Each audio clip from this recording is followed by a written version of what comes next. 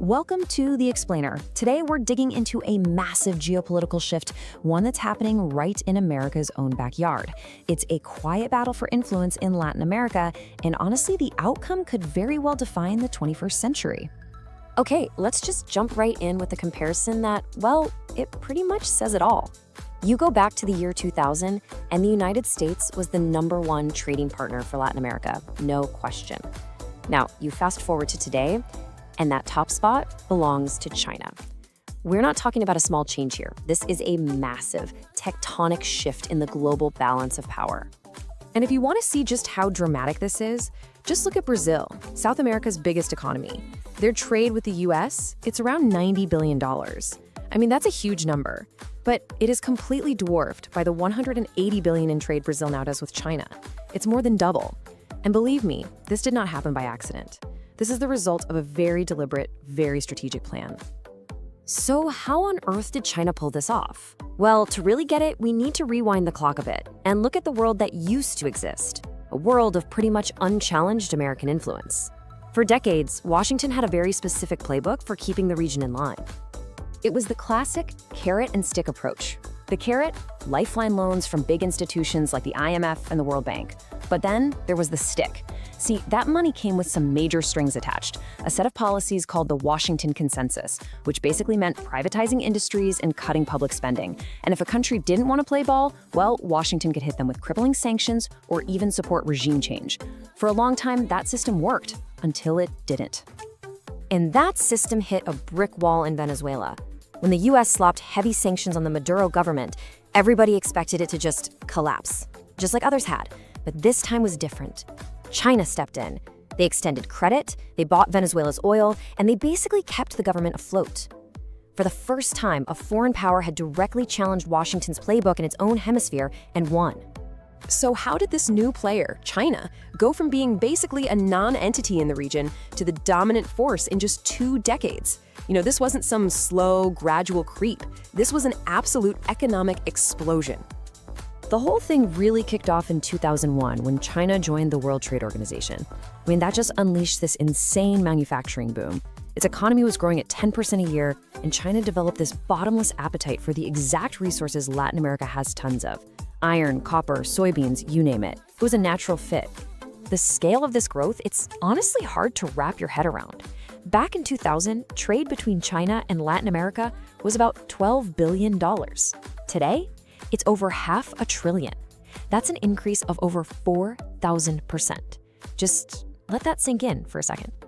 Now, you want to know the really wild part of this whole story. The US didn't just stand by and let this happen. They actually encouraged it. The big theory in Washington for years was, hey, if we help China's economy grow, they'll become more like us, more democratic. Well, that turned out to be a historic miscalculation. Instead of changing China, that economic power was used to challenge the US right in its own backyard. But here's the thing. Trade was only step one. That was just the foot in the door. China's real masterstroke was how it leveraged those economic ties into a much, much deeper web of influence. It was a move from simple commerce to strategic control. So when countries in Latin America needed cash, and maybe the strings that came with it from Washington felt a little too tight, China just opened the vaults. Chinese state-owned banks have loaned over $141 billion to governments in the region. That's billion with a B. They became the new go-to lender. And to put that number in perspective, get this, that $141 billion, it's more than the World Bank, the Inter-American Development Bank, and the Latin American Development Bank have lent to the region combined.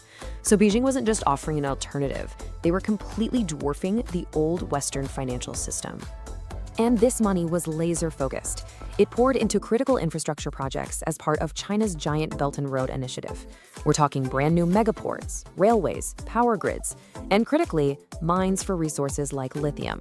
Literally, the building blocks of the future economy. So you've got all this money flowing in. But here's the clincher. All of it was backed by high-level personal diplomacy.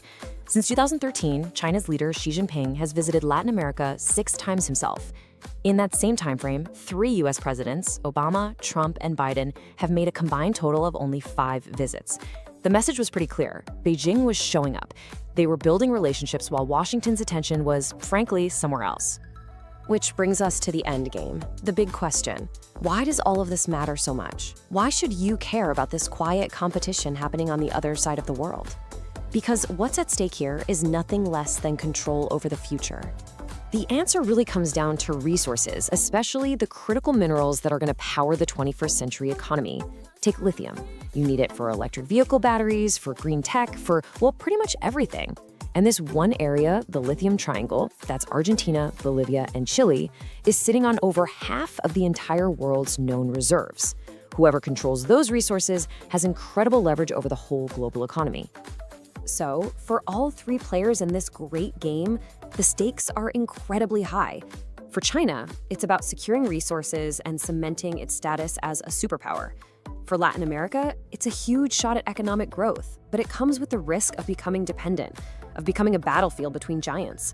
And for the United States, well, there's really nothing to gain here, only the massive risk of strategic vulnerability and losing its role as the global leader. And let's be really clear what that vulnerability means. One analysis put it in pretty stark terms. If Beijing controls the flow of critical resources, it holds a knife to the throat of America's future industries. We're talking about everything from green energy to defense technology. This isn't just about trade anymore. This is about national security. So, as China rewrites the rules in a region the US has taken for granted for decades, it leaves us with this one final, pretty sobering question to think about. With Beijing's influence getting deeper and stronger every single day, economically, diplomatically, strategically, you have to wonder, when Washington finally decides to wake up, will the game already be over?